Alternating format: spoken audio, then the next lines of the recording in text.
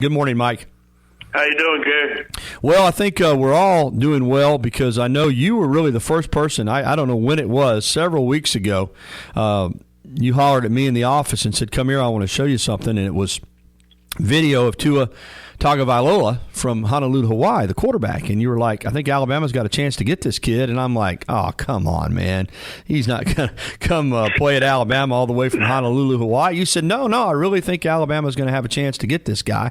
He's going to come visit. And I said, well, who else is he visiting? You said, Ole Miss and Auburn. I said, well, they're probably just wanting to come see the southeast part of the United States. But you had a hunch, and it turned out to be right because despite the fact that 2 months ago he looked like a lock for the University of Southern California, Tagovailoa, just a couple of nights ago, committed to the University of Alabama. How big is this commitment for the Crimson Tide? Well, Gary, I think it's tremendous. I think it's an absolute home run. You know, there weren't a lot of quarterbacks out there left in the class of 2017. We had Jake Fromm, who decommitted and went back to Georgia when Kirby took the job over there, which some people saw the writing on the walls. And, you know, they missed on a couple of kids. But, yeah, really, when it was all said and done, that's really why I thought they would have a chance, is because, you know, this guy was still sitting out there. And, yeah, he was an absolute USC lock. I mean, they've been recruiting him, you know, since the 10th grade. UCLA, I believe, was his first offer, but he was always a USC fan, and that was his dream school. That's where he wanted to play football, and it's a lot closer than Alabama. But when it's all said and done, you know, give credit to the coaching staff because, you know, Saban obviously gave Kiffin the okay, and Lane Kiffin offered him, which I thought was extremely rare because Nick Saban is adamant about seeing quarterbacks throw live before they get an offer. And he got an offer off strictly film. And but he did get a chance, you know, when he came down to the South and visited some schools, he did get a chance to throw for him. So they ultimately did get to see him. But, you know, Gary, I love this pick. I think the film speaks for itself. This kid is an absolute playmaker. He can extend plays with his legs, and he can make every throw on the field. He throws a really tight spiral and is very accurate, and also has an extremely quick release. You just kind of broke him down a little bit there, Mike. But I guess the first thing I noticed, of course, is he's left-handed. And even though we see a lot more left-handed quarterbacks, you still take notice. But, you know, traditionally Alabama has recruited drop-back, pro-style quarterbacks. But that's changed a lot under Lane Kiffin. You've got Blake Barnett. You've got Jalen Hurts. And now you've got Tua Tagovailoa. So you've got three kind of dual-threat quarterbacks in a row. That seems to be a trend with Alabama under Lane Kiffin. I think it's not only a trend at Alabama, but all around the country. You know, you saw what Deshaun Watson kind of carved up Alabama's defense in the national championship game, and that's one of the best defensive teams I've ever seen, you know, to play in the college ranks. But, yeah, you hit it on the head. Alabama, the past 3 years, I don't know if there's any team that's really recruited it better than the University of Alabama. Of course, the results will have to, you know, play out on the field in the future. But as far as talent-wise, oh my gosh, the quarterback position at the University of Alabama is it's got about as bright a future as I've seen since I've covered Alabama. But you know, I also want to stress that this young man is not only a great prospect, he seems like a tremendous young man. You know, some of the sides that other teams didn't show him, Alabama did. They showed him more academics. He's a very religious young man, has a very strong faith, they showed that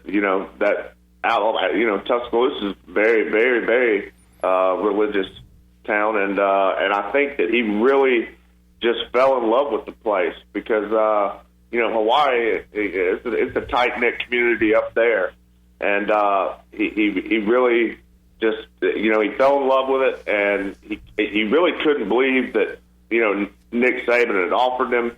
It was kind of like kind of starstruck, and I don't think he even thought he'd commit to the University of Alabama.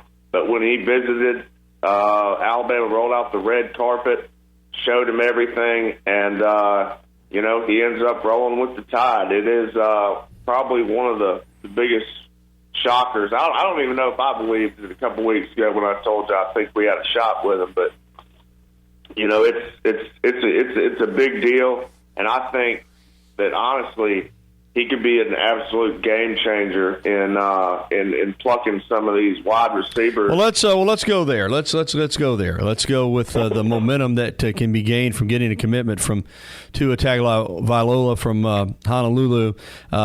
Certainly, there's a couple of receiver targets right here in the state that Alabama wants. Henry Ruggs from down in Montgomery and Nico Collins from Clay Chalkville High School north of Birmingham. You think that this is a big get in terms of Tagovailoa to help get Ruggs and Collins on board? Absolutely. I definitely do. I think if he doesn't have their cell phone number already, he's going to get it. You're talking about two different types of wide receivers, Henry Ruggs and being the speedster, 6 foot, 175 pounder, that can fly all around the field, and Nico Collins, the gigantic 6'5", maybe even 6'6", 200 pounder possession receiver. And Alabama only had 2 guys in last year's class at the wide receiver position, so I think they're going to take possibly 4 to 5 in this class. And you can't let those in-state kids get away. I think he'll be calling them. I think he'll also, and I think the coaching staff will be in his ear about calling Najee Harris, the number 1 running back in the country that's committed to Alabama from Antioch, California. He's in. I guess he's about as close as you can get to Honolulu. So hopefully he'll land some major offensive targets and help the coaching staff finish strong. I want to ask you about the loss of Bo Davis, the defensive line coach, his impact on recruiting. Any thoughts on will it set Alabama back some, or is it something that this recruiting machine will just overcome in time? You think there'll be any negative effects of Bo Davis not being on the staff anymore?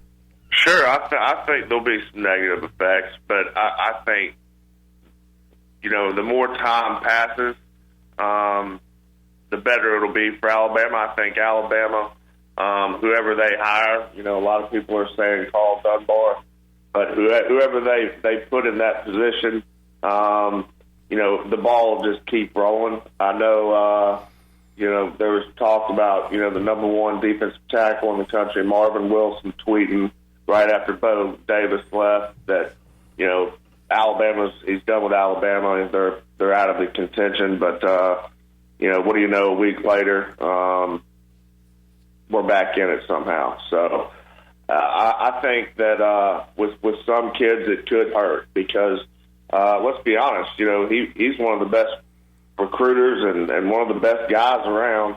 And a lot of the kids had a relationship with him for a long time.